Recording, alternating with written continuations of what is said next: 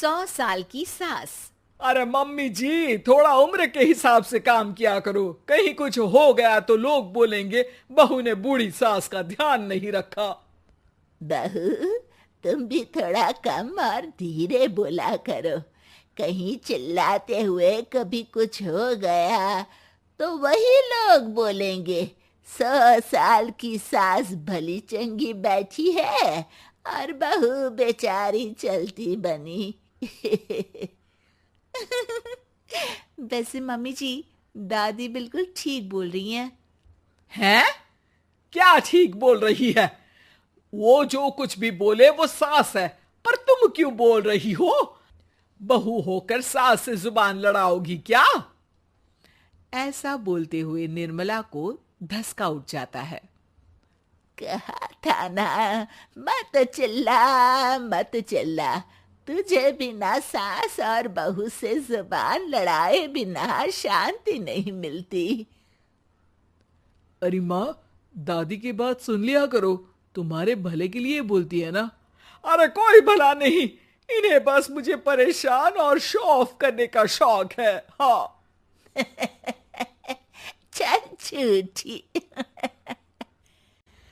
इस परिवार में 3 पीढ़ी की औरतें रहती है, जिनका हर समय कोई ना कोई अलग ड्रामा चलता ही रहता है, जिससे और किसी का पता नहीं, लेकिन सूरज बहुत परेशान रहता है। माँ, पियाली और दादी, आप तीनों के पास एक दूसरे को सास बहू वाले ताने देने के अलावा कुछ काम हो या नहीं, पर मेरे पास जरूर है। इसीलिए पियाली, जरा लंच ले आओ, मुझे ऑफिस भी जाना होता है। इस पर पियाली सूरज को लंच देती है और वो ऑफिस चला जाता है, जिसके बाद तीनों एक बार फिर अपनी बातों या कह लो कि नोक-झोंक में लग जाती हैं। इसी में दिन बीत जाता है। रात को सूरज के साथ उसके दोस्त भी खाने पर आते हैं। पियाली, मेरे कुछ दोस्त आए हैं। सॉरी, अचानक प्लान बना तो बता नहीं पाया। तुम जल्दी से डिनर बना दो ना।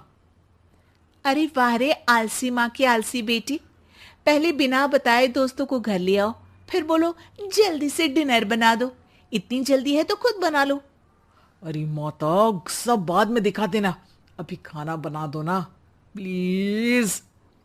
ऐसा बोल के सूरज दोस्तों के पास जाकर बैठ जाता है और पियाली डिनर की टेंशन में अपनी सास के पास पहुंच जाती है, जो अपने कमरे में आराम कर रही होती है। मम्मी, सूरज अचानक दोस्तों को घर ले आए हैं, क्या करूं अब? कुछ ऐसा बताओ ना जो जल्दी बन जाए और सर्व करते हुए भी अच्छा लगे। अरे रेस्टोरेंट से मंगा ले, दोबारा परेशान मत करना, सोने दे मुझे। इतने में दादी सास भी वहां आ जाती है।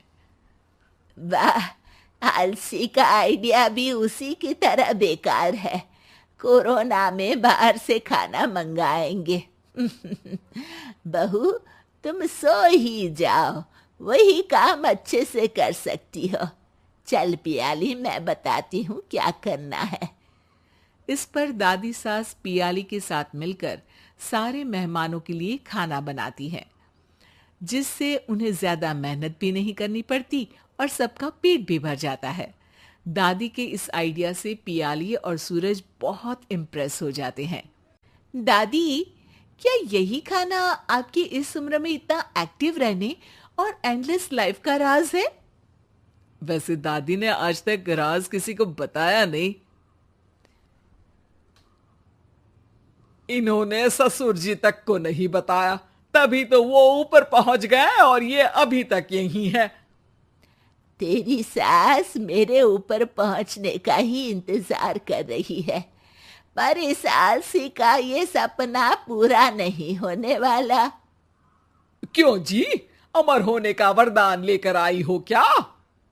अमर का पता नहीं, पर लगता है तुझसे लंबा जरूर जी लूंगी। इससे पहले कि दोनों सास बहू में कोई बहस शुरू होती, पियाली बीच में बोल पड़ती है। ठीक है, आप दोनों लड़ क्यों रही हैं? हम तो चाहते हैं कि आप दोनों हमारे साथ हमेशा रहें।